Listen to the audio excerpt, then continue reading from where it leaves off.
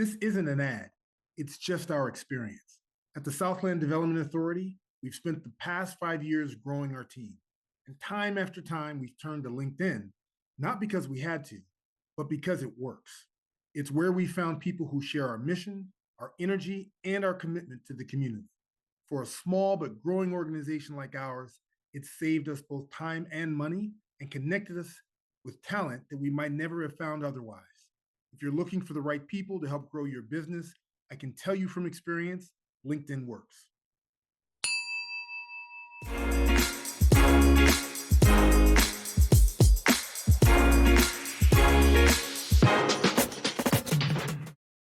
From selling in a corner store to building an AI powerhouse, Ramzey Nassar has mastered the art of the pivot. In this conversation, Ramzey takes us from his first business as a kid to building and selling multiple ventures, and now leading at the cutting edge of artificial intelligence. We'll dig into how he's adapted across industries, what it takes to start over bigger each time, and why staying curious is his ultimate growth strategy. Whether you're starting from scratch or scaling your next big thing, Ramzey's story is a playbook in reinvention. Thank you for coming, Ramzey. And why don't you just introduce yourself to everybody so that they have a sense of who you are and your company. Sounds good. Thank you for having me. I flew into Chicago last night. Yeah, I appreciate that. And this is my breakfast for today. And you brought some good weather with you. Thank goodness. Yeah, right. From Miami, huh? Well, you know, it's sunny. Yes. And humid. Yeah, I'm Ramzey Nassar.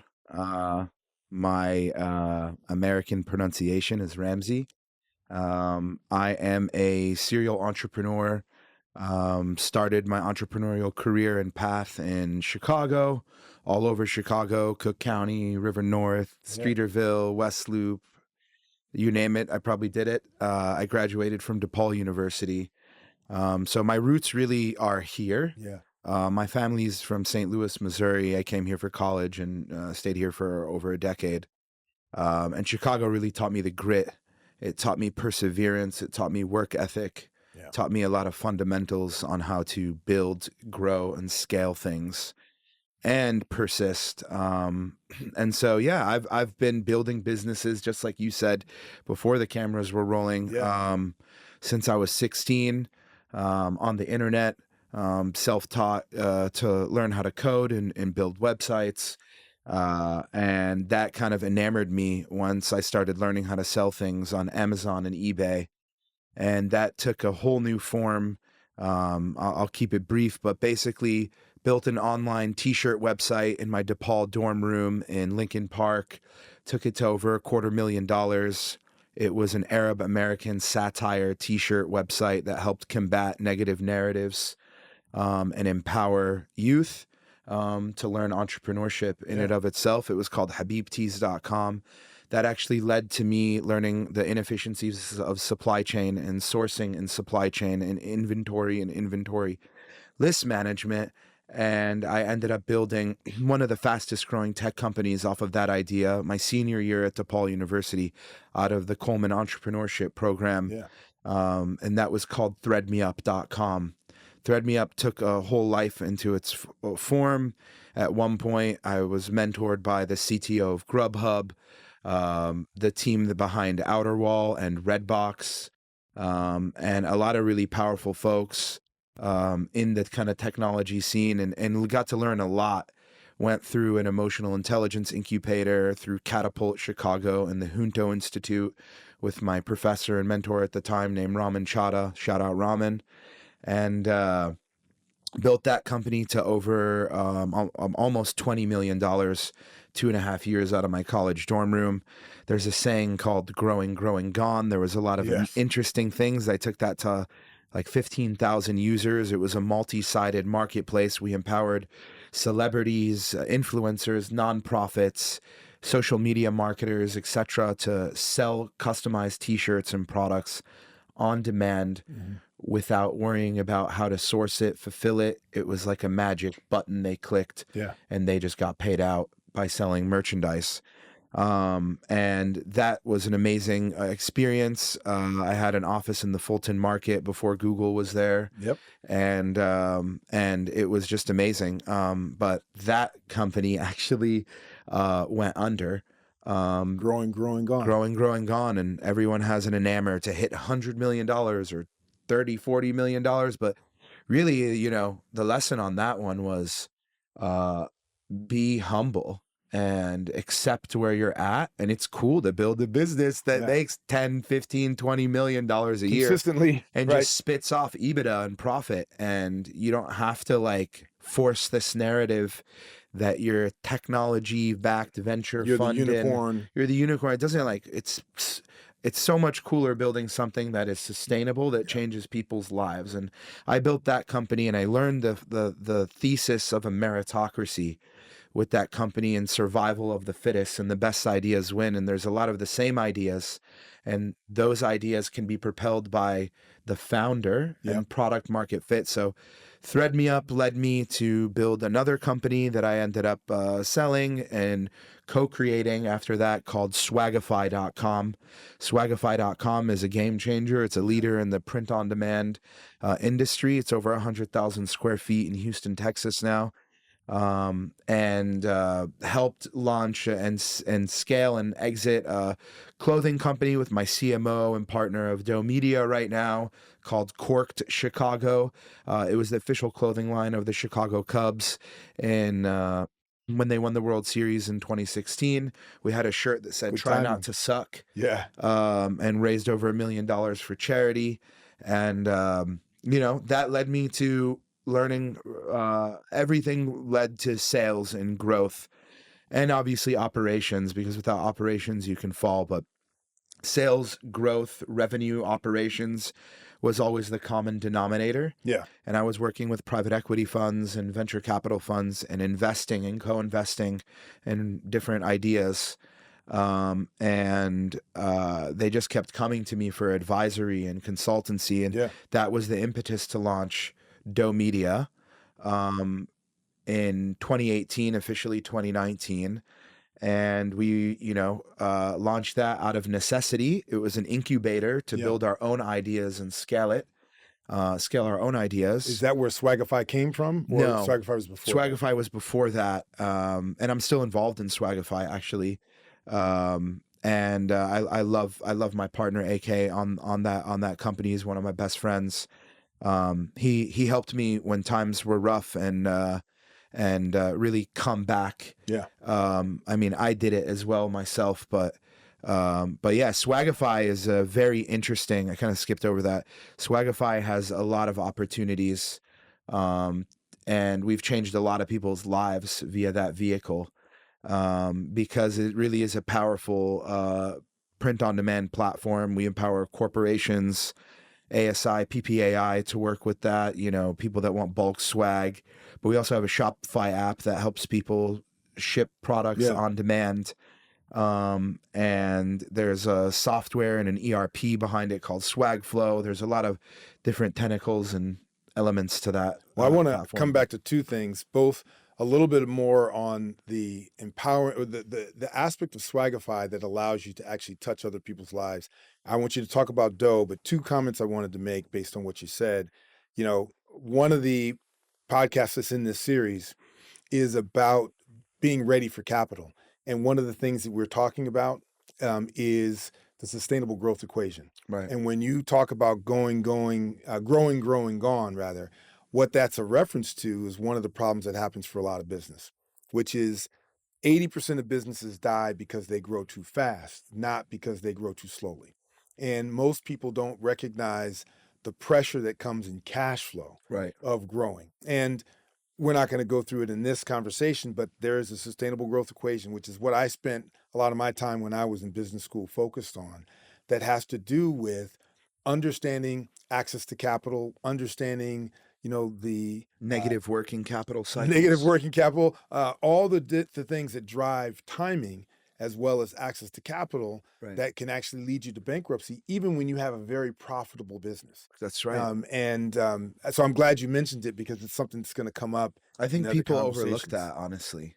And it's easy to. And when we were talking earlier, it's like, we're resilient and we're serial entrepreneurs, and that loss is a lesson. And if you parlay that lesson into power and patience, then you can really equip yourself for the next stage of growth. And like you said when we were speaking off camera, a proactive paranoia, right? A positive paranoia Right. about understanding that you have to manage that issue, which sometimes means, hey, I'm going to go out and raise more capital than I need to because I know I'm going to need it for this growth. And sometimes it means, hey, I got to grow a little bit slower than I think I can, simply because it doesn't make sense for me to go raise the capital, either take on the debt or give up the equity, Right. right? Yeah. I mean, that's a interesting like lesson and life lesson, Yeah. really, and business lesson. Like, I've actually bootstrapped almost everything that I built. That's interesting. And So so I've what's actually, driven that? Like, did you bootstrap it just because you were well, so first I want to say it differently. You clearly got to a point in your career where you had had enough success that you could have raised the money oh yeah, and you decided not to. yeah. And what was the I driver to still say, can raise. I have blank checks from a lot of people if I want. right? But there's a power in controlling your destiny and your peace Mhm. and your sanctuary. And when you lay your head down at night, you don't think of, Yeah. I have debt, or I have credit cards to pay off, and all of those things. So um, building a business at such a young age and learning how to make internet money Yeah. um, is an interesting lesson, because I think that spoils you, but it also makes you really conserve the dollar. Because if you want to hire people and you want to grow, that comes from your pocket. You invest that money from your liquidity, Yeah. literally. And so that is one of the biggest lessons. And honestly, I think one of my superpowers is the ability to build EBITDA positive businesses. But there's a time and a place for capital. Don't get me wrong. Right. Um, And a time and a place to run it at negative, right? yeah, There's a time, it's interesting. or 1-to-1. I'm listening to you. So we have a slight age difference, despite how attractive I am. I'm still a little bit older than you. Yeah. Um, I started my first internet business in 1993, 94. Wow. Right. So I this, was 3 years old. right. That's crazy. And so literally, there were modems, right? So in order to get on, you have to plug in and make the noise to get Yeah. on. It was so early, and I try to explain this to people. It was so early in '94 that we used to sit around. And first of all, I should shout out Omar Wasso, who's really the leader of this company. It was called New York Online. I joined Omar after he had launched in Brooklyn. I lived on Omar's couch in Brooklyn. It was a busted couch too. Man. And we ran this little business, this fledgling business called New York Online, which was the predecessor, by the way, to Black Planet, which at the time was one of the fastest growing communities that had ever existed in the internet prior to the 2000s. So shout out to Omar Wasso, wherever you are. Um, I uh, we used to debate, should we buy McDonald's.com? Should we buy GeneralMotors.com? Because it was Wow. available. Nobody owned them, right? There were only like 4,000 or 5,000 In my websites past in life, the world. that's my thought. Yeah, in Like, the just world. domain squatting That was it. when it was open. And people were doing it, right? Wow. And but what happened out of that is we were watching the development of the technology and how people were leveraging community. And in our case, that was a key function, right? The mix was the message, is the thing that Omar used to always say. That was how we were driving, understanding how people interacted with the technology. And we learned a bunch of different lessons. We were trying to raise venture capital money back in 94, 95. And believe it or not, there were very few VCs interested in investing in the internet back then I until believe that. 1996. Yeah. Because in 1996 is when Netscape went public. Morgan Stanley took them public. Mary Meeker wrote this report called the Internet Report. I used to work at Morgan Stanley before I left Morgan Stanley to join Omar at New York Online, funny enough. And until 1996, it was very difficult to raise money. Now, between 96 and basically 2000, the way that internet money was raised had nothing to do with profitability Right. whatsoever. It was 100% how quickly can you grow? Right. And by grow, they didn't even mean revenue. What they meant was people, right? Traffic. Not even traffic, No? because all the ad traffic companies were brand new at that time. Yeah. So Nothing was they there. were measuring traffic, but it was Yeah. really kind of at a basic level. It was how many people can you hire? Can you get to 200 people in Got it. So body count. body count, right? And so we competed, for example, to get money from Flatiron Partners and all these different folks. And they needed to be able to put $50 million to work to even touch you because they needed to be able to hire 300 people Like because that. you were being evaluated by that Wow. metric, right? And that's I only bring that up in this context because you were kind of in Internet 2.0 world. Yeah. So it was kind of after that first run, by April of 2000, April 15th, 2000 is when the internet bubble crashed. And you were still a toddler at that time. Well, not Yeah. toddler, but you were a young teen maybe at that point. And that was the moment that there was a shift where you enter the market. It's kind of internet 2 point, maybe two, right? At that point where there was a much different kind of focus on understanding of how brands are built on the internet, understanding of the community. There was an understanding of the financial aspects, and there was a requirement for you to deal with supply chains and profitability. So it's interesting in listening to you and the kind of the effort that you've gone to versus kind of where I started when I was originally in the Yeah. internet. That's really interesting context. I actually didn't know that they hired based on people and funding based on humans. Yeah, because there was That's no cool. other real metric, right? Nobody was Yeah. making money. Nothing. Yeah. I mean, you got to remember at that time, Facebook was still very early. Yeah. Like literally at the point when I joined, the first person that was your friend was Mark Zuckerberg, Yeah. I right? remember that. I used my sister's login in her loyola.edu to access it. Yeah, yeah. Yahoo was just a line. So the way that Google is, that's the way Yahoo was. There Wow. was no whole page. You just went to Yahoo. It was an open line, and you would type in what you want, and it would take you there. Right? They didn't add like news and all that other stuff until I they probably I guess must have added it by 1998 or 6 or 7 or something around that Yeah. time, but it was still all very, The very evolution's so fast. yeah. We're still so early. And to think about where you are now, and in full disclosure, we've hired your company, Doe, who's been doing a phenomenal job for us. And to listen to your team describe the process of how you go about building kind of a community, how do you go about testing, how do you go about optimizing your ads, there's been such a huge growth in that 20-year time period. It's really amazing. And you now are in a place where you're taking full advantage of that. So I want to come back to, Doe and why you created Doe. And you said, hey, I was forced to create Doe out of this incubator. And now it's becoming this kind of behemoth that you're managing. Kind of take us through what that process was. Yeah.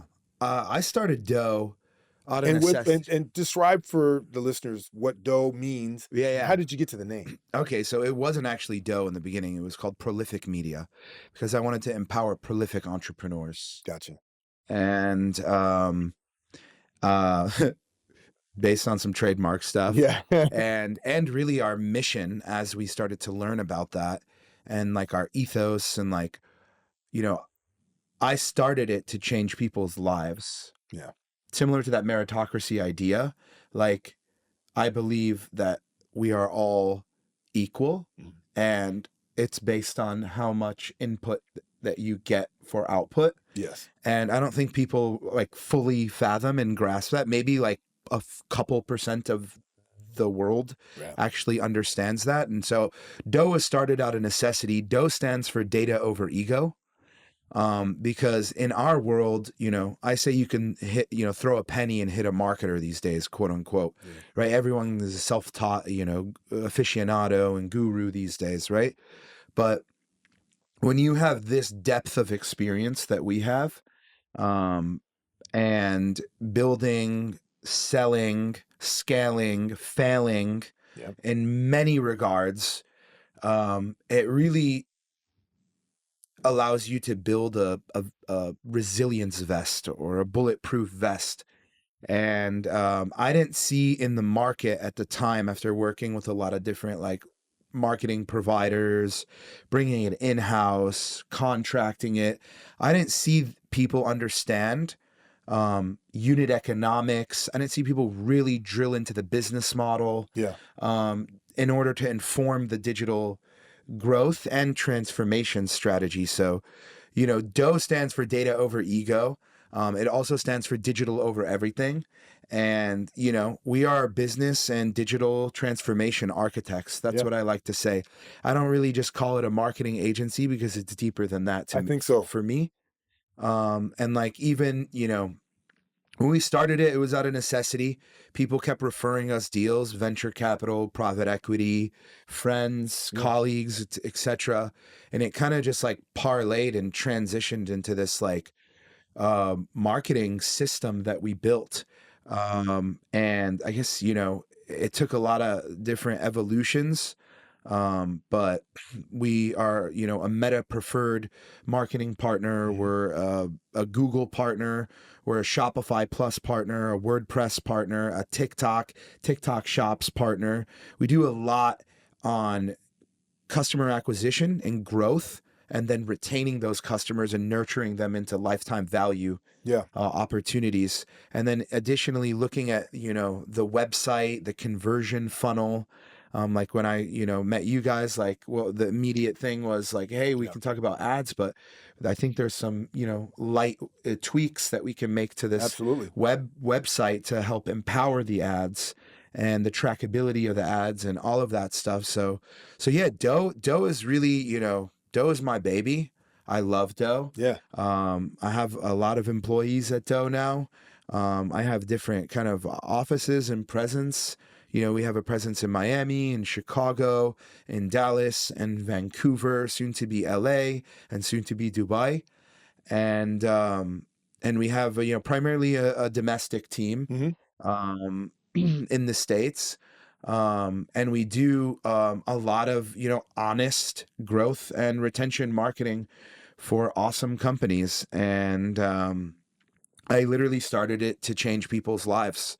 And I say that because I really like empowering and nurturing and helping good people do good things. And Doe is a, an umbrella that nurtures a lot of different things right now. Right. And we partner with private equity funds. Like I'm going to France literally tomorrow. I'm going to Saint Tropez for I would say a partner, a friend, a colleague, a mentor of mine, and my partner Nick's named Gordon Liao. He owns Akira Hmm. in Chicago, who we've helped take pretty significantly online and scale it, Yeah. alongside a bunch of other companies that he's an owner in, that we also have micro stakes in some of Yep. them. And so yeah, it's really taken its own like life. And now we've spent well over $600 million profitably. We've generated well over $2 billion profitably. And yeah, we work with hundreds of Congratulations. companies. So one thing I want to, in a second transition, but before I do, another analogy. In getting a chance to work with you, that takes me to another part of my career, which is I used to be a co-founder of a company called Vanguard Media, and we Yep. owned I remember you telling me 12 that. different magazines. Yeah. What's interesting is in the early stages of the internet, the analogy the most analogous business to understanding how the internet was going to make money was magazines. Not in terms of how the content was produced, but in terms of how the eyeball was going to be monetized and the level of detail and professionalism that you could achieve that you now have with Doe in terms of how you think about converting someone into a profitable buyer or community participant online. That technology was what was in existence for magazines back in the 80s and 90s, meaning that the same kind of science that you actually Right. go through only really existed for customer acquisition at that magazine level, like to control a magazine subscriber or a newsstand buyer. It was that level of detail, right? Someone could tell you, for example, if you change the color of that cover from a blue to yellow, you were going to increase its sell through by 3%. And Right. 3% was going to equal X, Right. right? So a lot of what you are doing today is a function of that kind of research, Of but course. it's taken a long time It's to get still there. not even there. Right. Like on the digital side, like that trackability, they call it media mix modeling, right?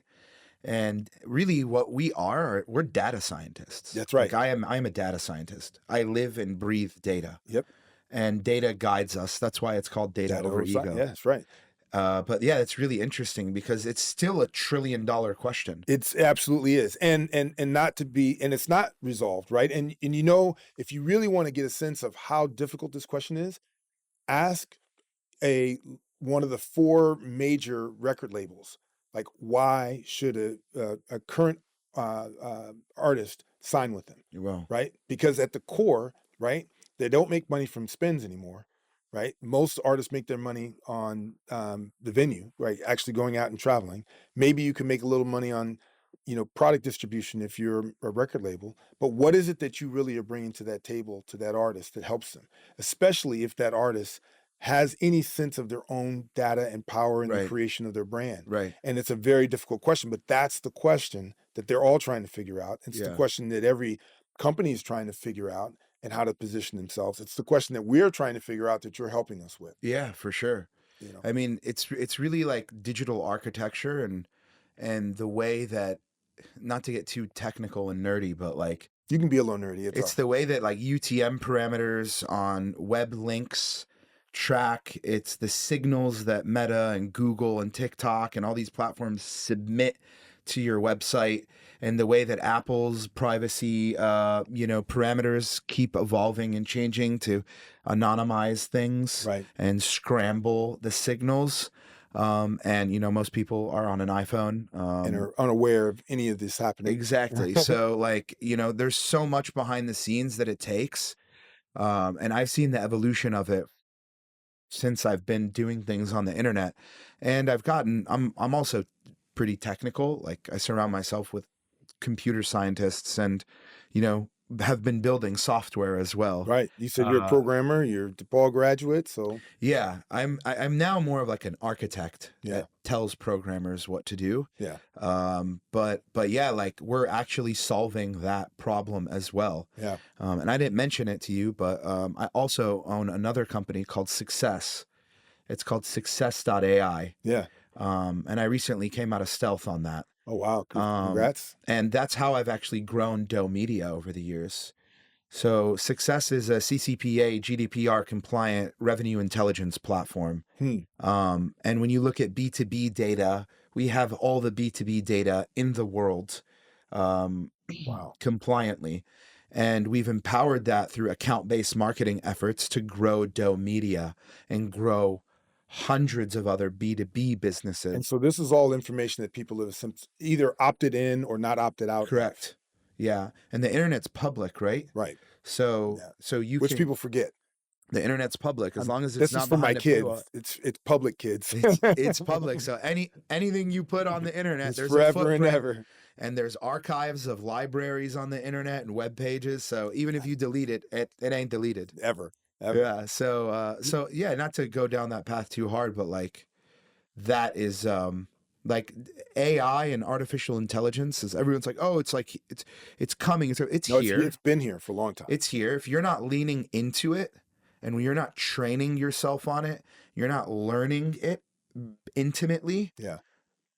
I'm not going to say what might happen to you, but like It's a problem. you should really lean problem. into it, and Well- we are leaning our team into it. So this time I am going to switch, but before I got to tell Yeah. another story, right? Yeah. So You have great stories, by the thank way. you. I appreciate Seriously. that. Yeah. You So got a lot of wisdom in there. So in 1993, I aspired. I was working at Morgan Stanley, and I went out to Silicon Valley. Well, I went up to the Silicon Valley area. I was really in Oakland at the time, and I was meeting with a record studio, fascinated with kind of music and entertainment. And I'm sitting in this record studio. People are coming in to record, and this guy gets up and he goes on his computer and he types something. And I was like, "What is that?" He's like, "Oh, this is the internet, right?" And I was like, I don't really know what this is. So he sits down and he's explaining to me what it is. And I go back to New York. I'm living in New York at the time. And my friend Omar Wasso is throwing a launch party in 1993 to launch New York Online. And literally, the launch party, he had his one computer that sat on this little table. And then we had drinks and stuff around the table. And that was the launch, right? So after that, I come back from California and the guy introduces me to the internet. Omar invites me over to his house and he's got this computer for the internet. I call my mom and I said, Mom, I said, I think I just saw a Model T Ford. She was like, what do you mean? I said, I think it was 1905 and I saw a car drive down the street. And I said, this is the future, Mom. And I said, I have to quit immediately. I got to be in this industry. And so I made a plan. I had a quote that was on my computer. It said, don't make your move too soon. That's a quote from B.B. King's song.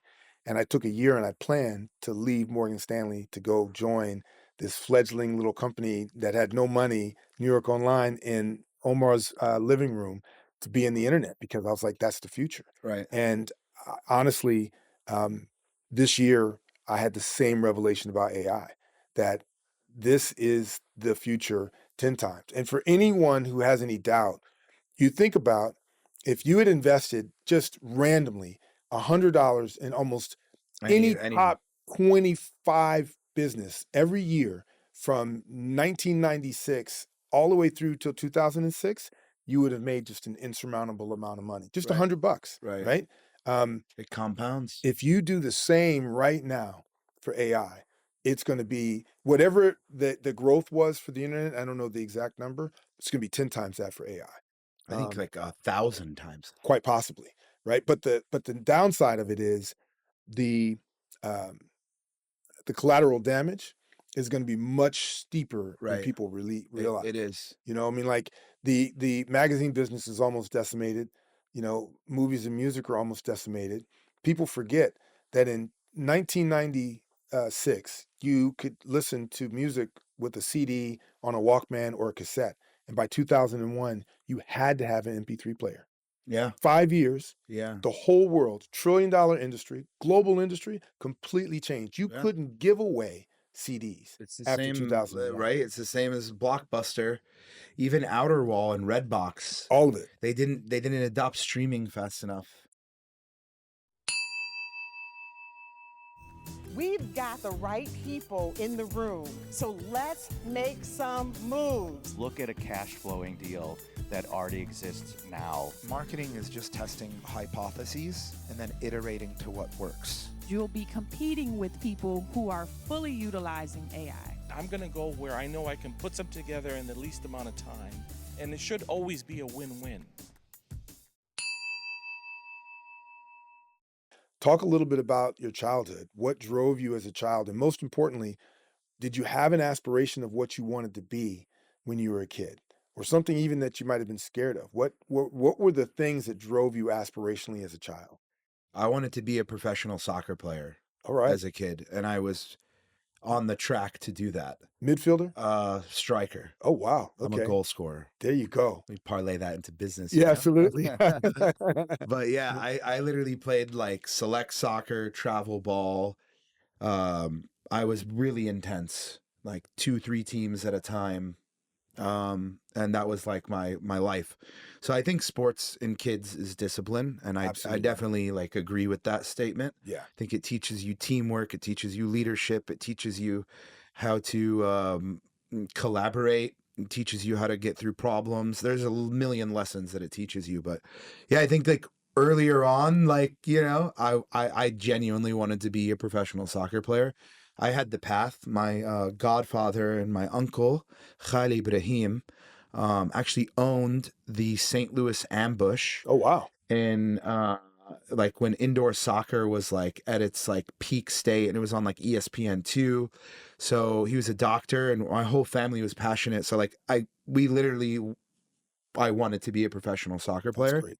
And I saw it like pretty deep. And then I don't know what, my mom in 6th grade, I got a computer in my high school. And once the internet, like once I learned about computers, and then I saw kids next to me, like open up like workbooks and start coding. And I was like, what is happening right now? And it really fascinated me. So, and then, you know, growing up, like I'm a Jordanian, American. My parents immigrated here almost, I guess, 50 years ago now. Wow. With, you know, the quintessential story, if you will, with nothing in their pocket, Right. and had to build themselves up. So my dad built over a dozen businesses at the same time in terms of grocery stores and real estate and gas stations. How many of those businesses did you have to work in? A lot of them. And has your dad ever fired you from any of those No, jobs? no. I fired my He kids from yelled. working for me. He yelled at me all the time because I would eat and just like like do Of course. whatever. But that really taught me like work ethic because he was driving across Missouri and Illinois like 200 miles a day, Wow. going to all of them, picking up the bank deposits, and some of these weren't in the best neighborhoods, course. right? And so when you look at that Missouri Illinois border, I mean, that's a pretty rough East St. area, Louis. East St. Louis. So like I grew up like I was put through college off of like food stamps and like other people's struggles. Support. Yep. And my dad really embedded that work ethic and that DNA inside me, and once I grasped that, I was like, whoa, like this is really powerful. And so I was managing his stores, doing the books, counting the cash every day, taking it to the bank, and so like that taught me a lot. And then that triggered something in my head, and I would literally go to his stores and go to the internet and like Craigslist, and I would sell all this excess stuff Wow. on Craigslist, and like I was making like thousands of dollars, like an old Coke fridge that was like in the dumpster. And how old were you now? 14? Yeah, $1,000 at 14 is like the equivalent of like $2 million. Yeah, it's a lot, right? Yeah, right. You were really balling out. At Yeah, that age. and then I figured out how to like build listings on the internet with this stuff, and then that really started to change my theory of business in a physical presence versus a digital presence. What was the moment? Do you remember the moment that you thought, "Oh, I can make $1 million"? Yeah. When I launched my first t-shirt website, I was driving, it's called habibtees.com. I was driving across America with like 10,000 apparel pieces in the back of my Yukon. Just stopping at gas stations and popping the trunk, selling whatever. Going to events, actually. Yeah. And festivals. Yeah. Buying a booth. Making theme songs to promote it, and they would go viral.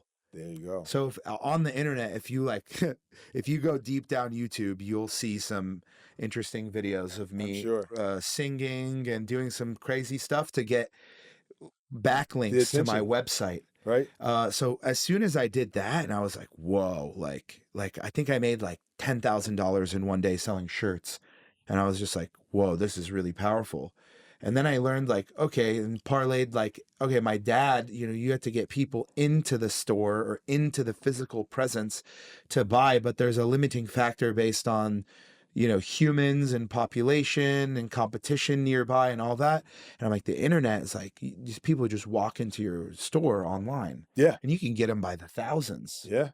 And so that literally that clicked. Was the moment that clicked, and then that was fun. And then when I launched Thread Me Up, I was off Randolph Street, off an office in Randolph Street, and me and my programmers were sitting in the office for like 3 months. Like I lived in the office, like we like pizza, like horrible diet, food, horrible sleep patterns, right.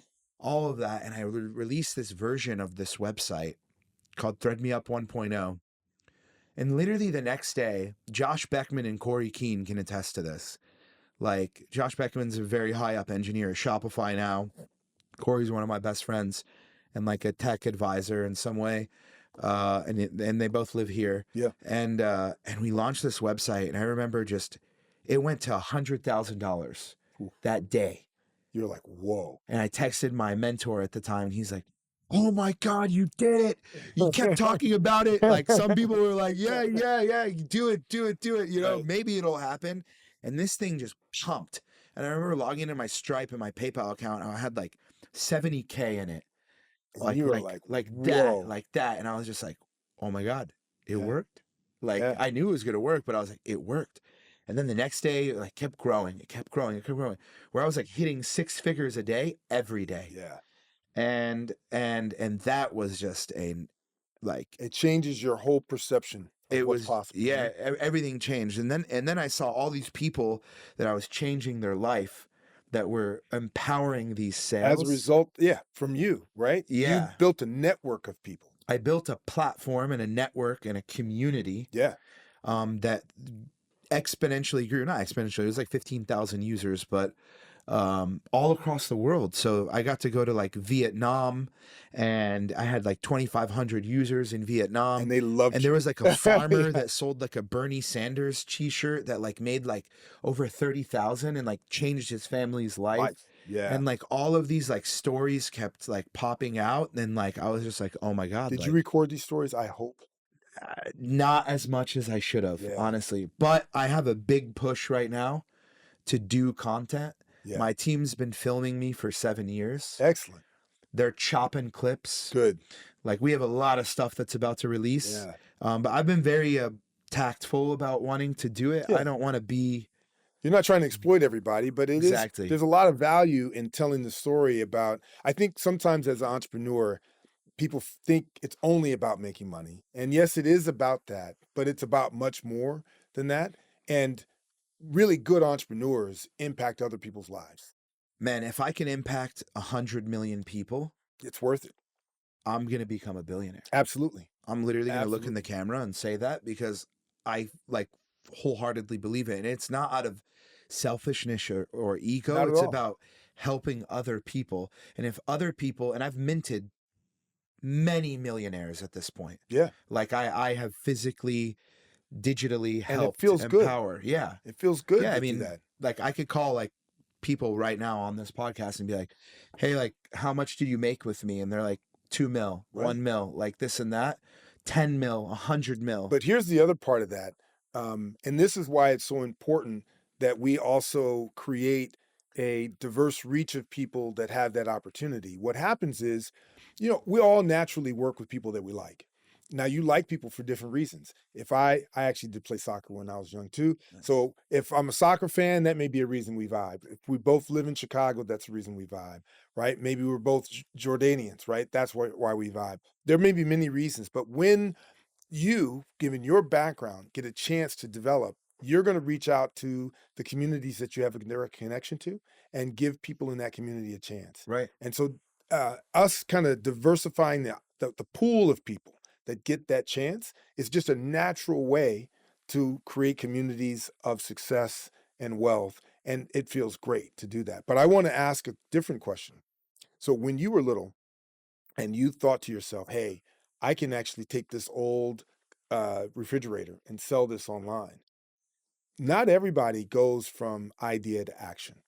A lot of people have the idea, get encapsulated in fear, doubt, worry, and never take that risk. Can you think back to what gave you the confidence, or what was the process that you had to go through to gain the confidence to say, I can go from this idea to this action? Whether it started at, hey, I'll take the excess inventory that my dad's place and sell it. I'll take the refrigerator. I'll go start the business. I'll go drive the country and sell at, events.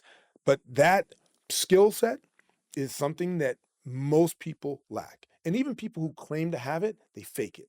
Right. There's a difference between really doing it and not doing it. But just if you can kind of think back, when you were, 12, 13, 14, what made you think, hey, I'm going to do this and this is going to be okay? Because I'm assuming you didn't really ask your dad up front. No. Can I just do went this? and did it. Right. You just did it. I just went and did it.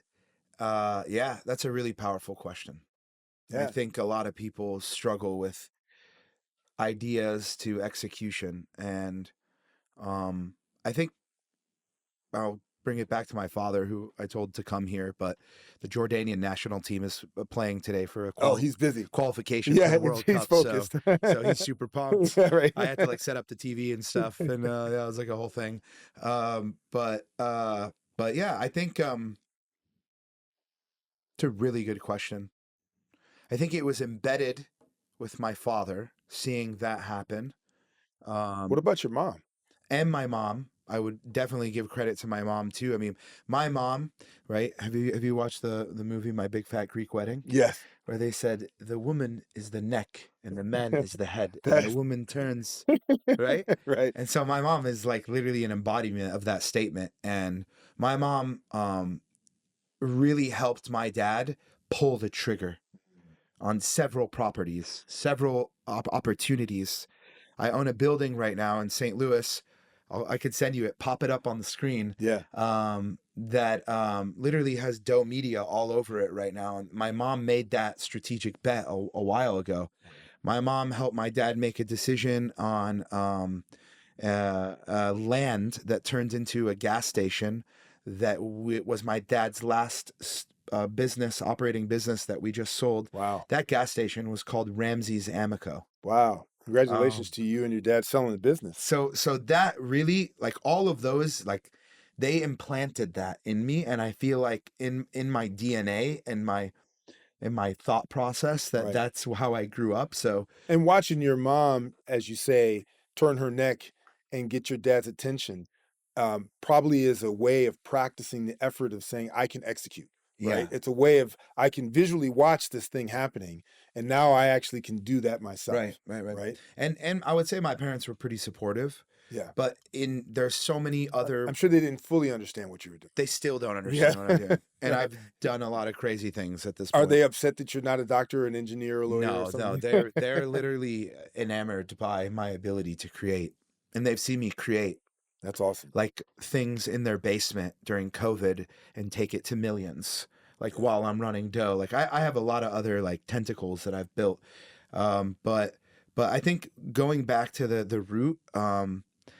Action is everything and execution is everything. Everything. Everyone claims to have ideas and hypotheses of ideas, but take your hypothesis and test it. Yeah. And so I really advise everyone who's listening to read a book called The Lean Startup.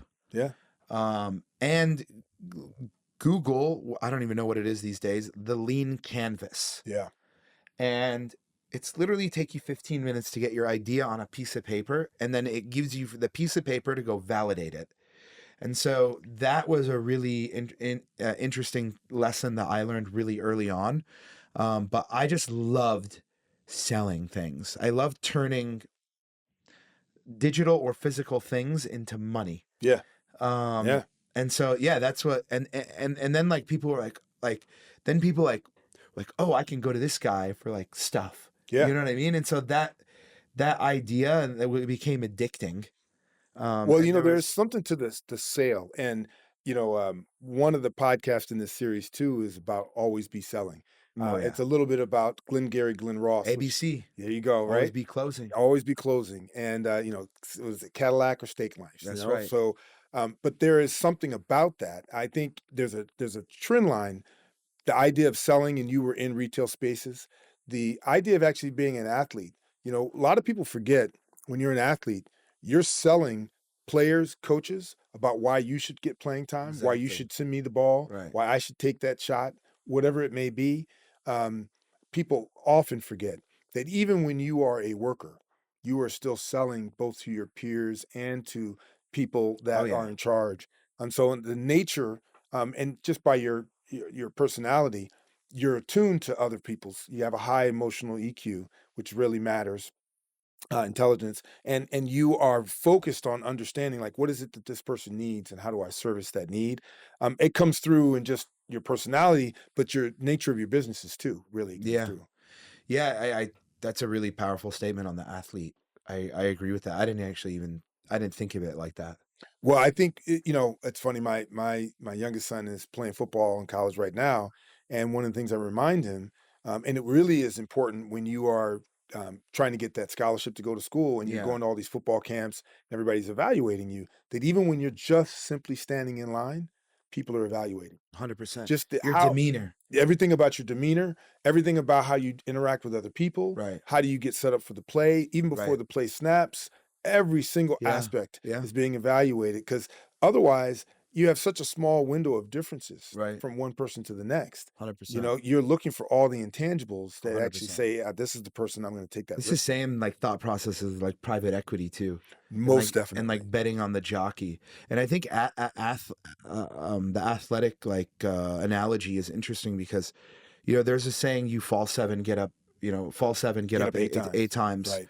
Really get up like 100 times. Absolutely. But like, you know, as a young kid, I like fractured my hip playing soccer. I tore 2 ACLs. Oh my goodness. So like That's disappointing. there's adversity that you have to overcome and rehabilitation that you have to come. Yeah. And that's similar to entrepreneurship and the roller coaster ride of entrepreneurship. Yeah. And if you like, you know, you can take daggers and still move on. Well, that I think you know, this is maybe a strange analogy, but if you're going to be in a knife fight, right, where you don't have a knife and the person attacking you has a knife, one of the most important things that you have to do in that moment is get your mind comfortable with the fact that you're going to get hurt. Right. Doesn't mean you're going to lose, but you are going to get hurt. You're going to get cut or stabbed. And if you can't overcome the fear of the idea that that is going to happen to you, you have no chance in that fight whatsoever. And part of being an entrepreneur is the recognition it's impossible for me to enter into this realm and not take a blow, Right. not get hurt.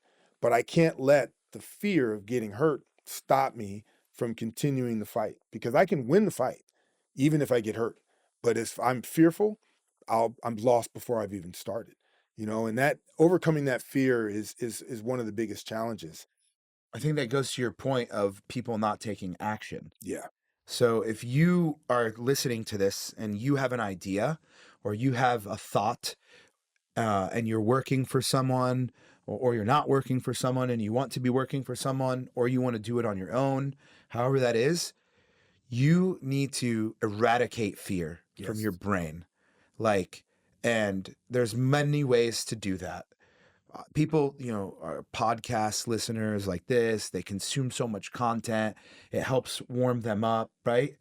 But sometimes it's just in you or it's not in you. Well, But you can train it. you can train it. You can That's train it. exactly the point. But you have to be willing to really go for it.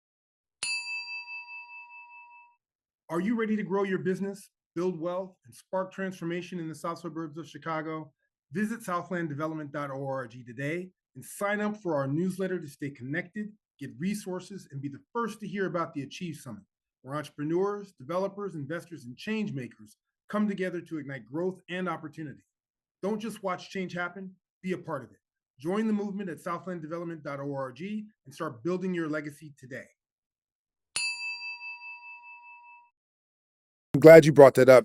We talked a little bit before we started about, why the first million is always the hardest. And there are technical reasons why it's the hardest, right? In terms of getting started, inertia is one of them. And a lot of that inertia, the unwillingness to get started, is fear-based. But a lot of the reasons that people struggle is really psychological. It's much more about the fact that the pain of not knowing whether you're going to be successful is greater for most people than the pain of never getting started, right? And until they can flip that equation, they just won't start. Yeah. Now, there is a difference between taking a foolhardy risk and a calculated risk. And I think some people, their ego allows them to just strike out, but they have no structure, no thought behind it.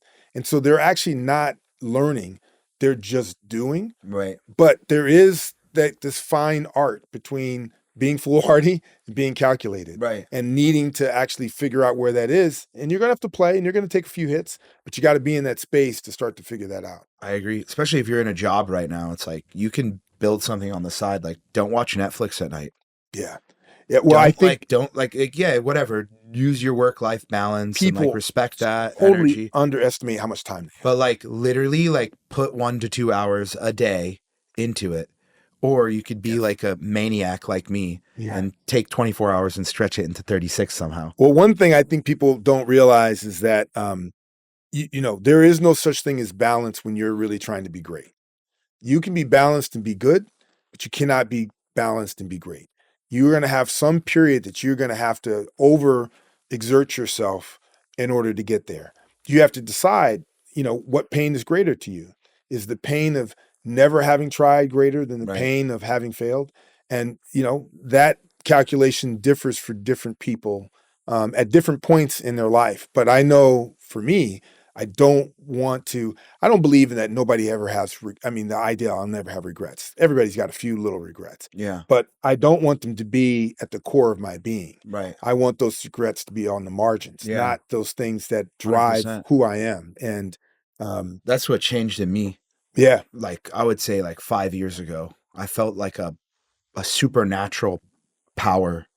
And I was like, hey, God gave you this like innate ability to like do things that other people other, can't. other people can't. And you have the wherewithal and the perspicacity and the resilience to like do it and do many things at one time and context switch Yeah. and change your brain from multiple scenarios Yeah.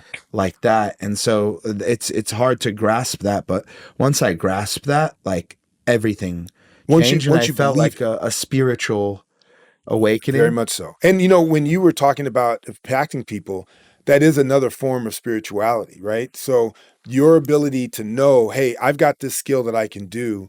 And in doing this, I'm helping businesses, I'm making money, but I'm also changing people's lives. Some of those people are your workers. Some of those people Right. are your clients. Right. Honestly, you took us on and you're helping us. I mean, we are, nowhere near the kind of large scale clients that you may often take, but you're helping us, and in turn we get to help all these people. And it is a spiritual opportunity to really give in that way now that you've gotten to that place. And I think sometimes you'll find like the Warren Buffetts of the world, and those types of guys, they get there when they're much older and they've made a ton of money. I think it's so beautiful to get there at a younger point and recognize that you can have that kind of influence and be a mentor to someone you've actually never met. Right. By the way that your business helps their business, by being on podcasts, by doing hopefully the movie or the series that you're producing with all this filming that you're doing. It's a way for you to touch a lot of people that you may never meet, but you have a direct impact on them. And that's the power of the internet. Absolutely. And the power of a mass footprint. And honestly, you shoot your shot. Yeah, absolutely. Take the shot. You Don't be scared to that's take right. the shot. Wake up the next day, stand up. I'm gonna do something. You can stand up, yeah. You stand up and you say, make your move. Yeah. Make your move. And you say that to yourself 10 times and you ingrain that in your soul. Absolutely. And once you do that and you adopt other healthy habits like exercising and dieting correctly and all of that, you're going to elevate. Well, it's funny, not funny, but it's real. They've done all these studies and they say that when you're an athlete, going back to being an athlete, you talk to yourself, right? So Oh my God. if you ever watch like Ronaldo take Yeah. a shot, whether he's taking a corner or he's taking a free kick, he's talking to himself. Yeah. Right. And he's saying things like, I'm going to make this shot. I always make this shot. I'm always a winner. I'm going to win this game. And there is something powerful that they've actually now been able to document. Right. That when you talk to yourself in the way that you just did, you change the chemistry in your brain and it actually manifests in other ways. It's true. You've experienced that. I have. I literally talk to myself all the time. But the key is that it's not a one-off manifestation. No. It's not, you have to create a practice of doing it. And that practice of doing it actually rewires your brain and rewires everything. Can I tell like a 1-minute story? Of course you can. We're vibing. I'm absolutely. good. So I built and sold an online houseplant website during COVID while Doe Media was on a tear of growth. And it was called soilandclay.com. And literally from my brain to multiple greenhouses in Hampshire, Illinois, and other places in Illinois, I took over dilapidated and open greenhouses and turned them into an internet fulfillment center. Wow. And with Doe Media and my acumen and my team there, like we pumped it. We took it to like $50,000 to $100,000 a day. Made Rolling Stone magazine, Cosmopolitan, everyone that was even in that, and my business partners in it, they believed in it, but they doubted it. And they always doubted it. And I had this relentless pursuit of execution on this business. Yeah. And in 1.5 years, I built and sold it. And everyone was like, you're not going to sell it. Like even the people that were like vested in it were like, there's no way, you're not going to sell it, this and that. And I was like, I just took a website from nothing to over, 7 figures. Right. Like I just made Rolling Stone magazine, Exactly. Cosmopolitan, Refinery 29, Elle Decor, which is like people Right. work their whole life to do get that, one to mention. get one of those. Yeah. And I did all of them in less than 6 months. And there was a power in that. And once we decided to sell it, there's like, it was an uphill battle to sell it. But I literally, again, there's the power of the cold DM. Don't neglect that. Shoot your shot. And I shot my shot. And the doubt was just, even the doubt was in my head, like, oh yeah, maybe should I lean into their like fucking apprehensions and stuff? And I was like, no, go away with that idea. And I went and I did cold plunges every week for 3 months. And in that cold plunge, I got down, I held the sides, I talked to myself, I shut my eyes, and I said, I will sell this. You will sell this. You will hit a home run on this, and this will help change your life. It'll be part of your legacy, and you will sell it. And I kept saying those things to me inside of freezing temperatures. Yeah. And it trained my brain to do it. And 90 days after going to market, I sold it. So, and I think one of the things about that story that is so amazing is that what people have to understand is, you hear people like Kobe Bryant talk about doubt is a silly thing. I feel like the idea that no one ever has a self-doubt, that just doesn't feel real. It's not that you can never have a doubt. It's just that you always have to beat that doubt down. So as soon as doubt pops up in your mind, you got to beat it up like it's some sort of a predator in your house, and you get better and faster at that. It's kind of like the way that people, I meditate. And one of the things I think people make a mistake about meditation is they think I'm only supposed to be able to be completely focused on, kind of nothingness, and that my mind's not supposed to wander. I think of meditation very differently. I think your mind is going to wander, and the goal in meditation is to get better and better at bringing your mind back quicker. Right. And the better you get about bringing your mind back quicker, the better you are at meditating. And it's the same sort of thing with doubt. You're going to have moments of doubt, but I'm going to get better and faster at beating that doubt down and having it succumb to my will, having it succumb to you. And I think that's what you were doing when you're in that kind of ice plunge, is you're just getting better and better at just killing that doubt. Yeah. Right? Killing it. It's not that it never appears. It's just that it can always never appears. win. It can never win. It never right? wins. It has no chance of winning. No chance. We suffocate it. Exactly. So I want to go through a couple of other things. We still have some time here, but one of the things I try to do in this podcast, and thank you for just being so open and honest. We could talk for like 5 hours, so I'm gonna have to fly to Miami and spend some time Let's with you. go. But I try to talk through key business decisions, partially because I want the listeners to start to hear and develop their own pattern recognition of how people make decisions. And we've talked a little bit about them inadvertently. So, like, one of the questions is, do you build an empire or are you building a business to sell? Now, you've already had practice in building businesses to sell. And one of the things I like to tell folks is that once you've sold a business, you've demonstrated the ability to execute that way. Man, the world becomes your oyster, and you actually generate value for yourself.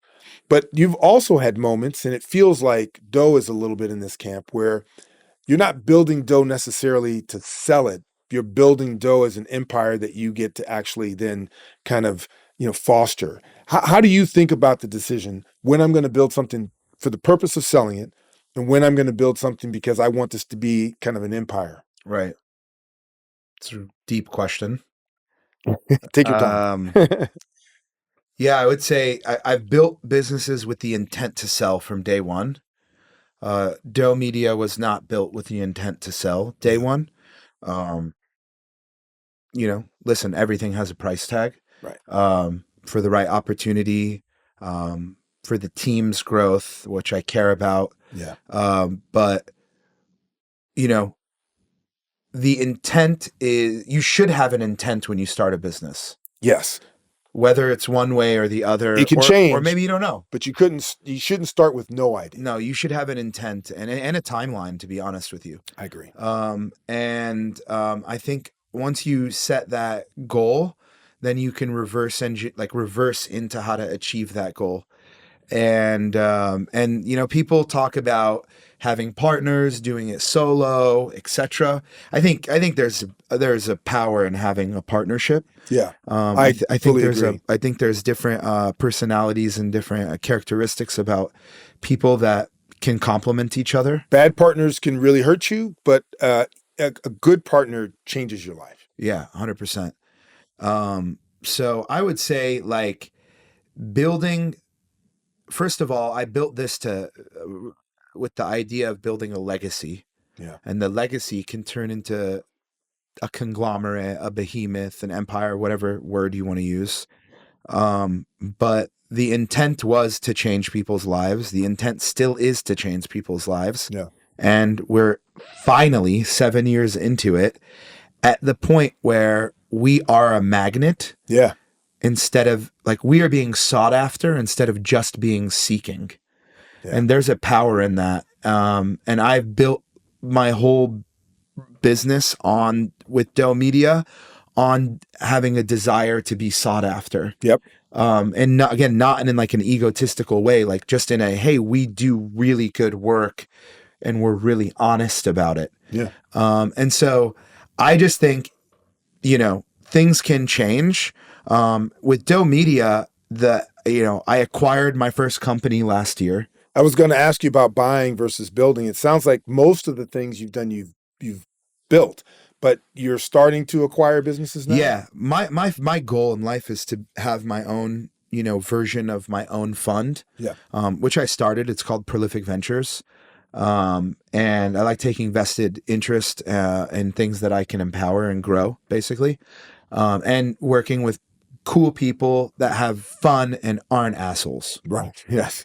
Especially when you get to choose. Yeah. Because why? Why have to deal with people who are just a pain in the ass? Yeah. So yeah, I think my philosophy has changed. We started Doe to be like a lifestyle business, and like, make cash, and help people, obviously, but like make cash. And now it's like evolved into, okay, we validated this literally 2,000 times or more at this point. And how can we further this mission? Yeah. To empower people and build a growth engine and be architects of digital transformation and business transformation. And that ethos has evolved, and acquisitions and, growing something's really hard. Yeah. As is. Finding the right team is also really hard. That, vibe with you, that also understand your goals and you can train, and all of that. It's hard no matter what business it is. And all these people that have like venture money and all, they could just throw cash at things, but cash doesn't solve everything. No. And sometimes it actually complicates. It does. You could see it now, right? There's been a shift in the venture world.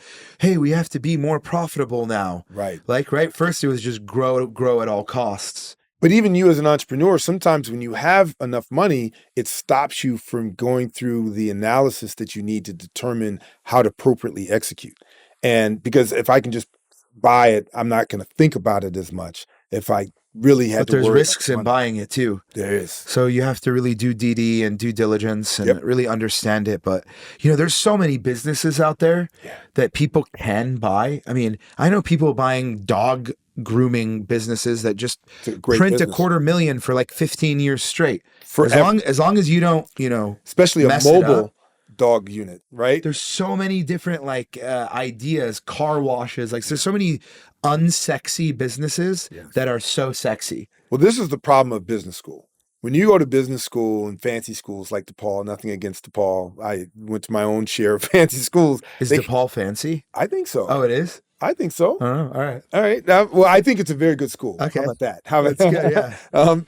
And I like DePaul. I learned. Yeah, right. But honestly, I learned being in the city more than being in the classroom. Yeah, I think that's true for most of us, right? Yeah. Like the work that you were doing, the work you were doing as a teenager taught you a lot too. But then you were building businesses, where you were at DePaul. So I was like you, I was at school, but really school was kind of where I lived and I was working.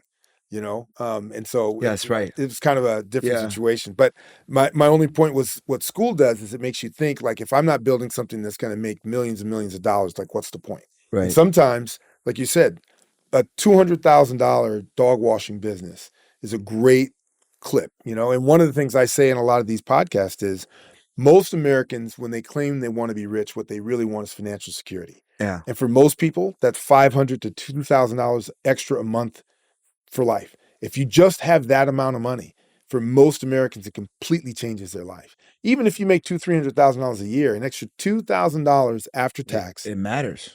changes everything. Changes everything. And so if you could identify and buy that $200,000 a year dog washing business that throws off $2,000 to you a month, that would change your life. You just have to be willing to put in the work. You got to have a little bit of a vision, and you got to put in the work. You got to put in the work. You can't just like, because It's not going to come to you. You could collapse that business that's sustainable. You could, if and it could cost you $200,000 or more, right? Right, and then you go down this debt trap of trying to save it and all this stuff. So be very diligent and conscious of that. Absolutely. But literally, like, yeah, there's so many.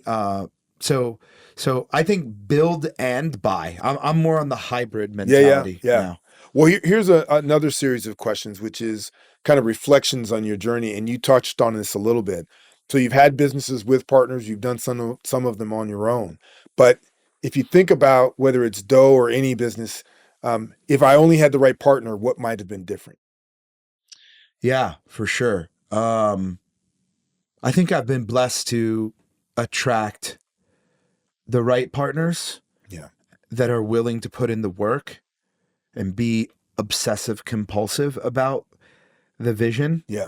And so I think from that perspective, like I've been blessed. But it also reflects that sometimes I have a superpower that can see 10, 15 years ahead, and my partners don't, and they have to live in the now, and I have to live somewhere between the now and the future. Yeah. And it's really hard because they, oftentimes say, Ramsey, I can't read your brain. Right. I'm like, well, at this point, you should. Right. Why can't you? Like, but like, I actually like have this innate ability to see and predict things. My intuition's on point. Yeah. And it's developed over time. And like you said, EQ and emotional intelligence really plays a big factor in that. And I think one thing is, it's easier to build with a partner. I think so too. And I would say you should build with a partner. But just make sure that equity allocation up front factors in the unknown, the future, any fundraising that might need to happen, any employee stock options that may need to happen, and things that you're not thinking about in the excitement of having a partner on day one. Yeah, that's a whole episode in and of itself. And that I may have to reach back out to you for, because understanding how to structure, like you said, for that future, how do I compensate people fairly today? How do I think about the folks that I'm going to need to bring on tomorrow that I can't even anticipate exactly who they are? What's going to happen when, you take on additional equity and everybody's getting crammed down a little bit? How do people psychologically deal with that, which is mostly what you're talking about? Right. People's expectations versus what they think their reality is going to be. Yeah. All of those things play into it. But big time. Let me ask one more question around this, which is around people. And that is, who are the people that you should have brought on to Doe or some other business earlier that you didn't? And how would you do that differently if you were to build the second version of Doe?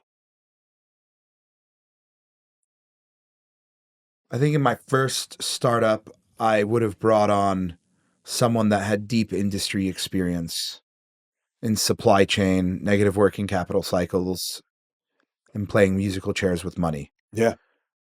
Without the investment. That is the skill set. Yeah. As an entrepreneur, it is the skill set. So like from that perspective, that was important. I probably would have brought on someone with more technical experience that has been there and done that. There's a lesson that, like, if you haven't been there and you've done that versus someone that's been there and done that, like, now I've been there and done that a lot of times. And like you said, nothing, like, I've already been at zero. So, like, right. Cool. All like right. nothing's I'll going to be okay. phase me at this point. unless death phases me. But you know, it's interesting. But This is an issue that I think is somewhat generational, which is understanding the value of experience. And it isn't because you need to listen to all the old people, but it's that been there, done that, right? And another sports analogy. It's one thing for someone to say, well, I played, college soccer and I'm great. It's another thing to go play for PSG, right. right? And the talent is different. And no matter how much I talk to you about it, until you get on that pitch, And you get until worked. you don't know the difference. That's right. Right? It's like going from high school to college football. Everybody thinks, well, I was all state wherever I am. Trust me, the moment you get on that field in college, it's going to be different. Oh yeah. And no matter how The much speed, you study, the velocity, everything. it's not going to be enough. Yeah. It's the experience. Who are the mentors that have helped you? You talked about one mentor at DePaul, one of your professors. Raman Chadha was my earliest mentor. He was my college entrepreneurship professor and head of the Coleman Entrepreneurship Program at the time. He left and started this incubator, accelerator school, post-grad school, really, for entrepreneurs called the Junto Institute. Mm-hmm. A lot of companies that you probably know went through the Junto Institute. Billions of dollars went through the Junto Institute. And so I would say he's one of my really good friends and now just colleagues. But he was a really early mentor of mine that always had my back. I loved a gentleman named Chad Cooper, who is the former CTO of Grubhub before they went public. And his wife was the CFO, and I got to know them. And they were on my mentorship board through the Junto Institute early on. I got to know Brad Keywell briefly, who owned Lightbank, helped propel Groupon, Ecologistics, Uptake Technologies. So being exposed to that fierce mindset early was really impactful. And a gentleman named Salim Basul, whose son is my best friend. Yeah. He was the CEO of Middleby Marshall. 1 in every 3 restaurants in the world has a Middleby Marshall product. Yep. The Viking kitchen equipment, the Subway Turbo Chef fast oven. And I've watched a lot of his content. I got to know him a bit when they were living in Chicago. And now he's the CEO of Six Flags Global. I have honestly, I have a lot of different forms of mentorship right now. That's great. But And that's I'm still striving to find more. So if anyone, I don't know what I don't know, and I haven't been everywhere, so I want to.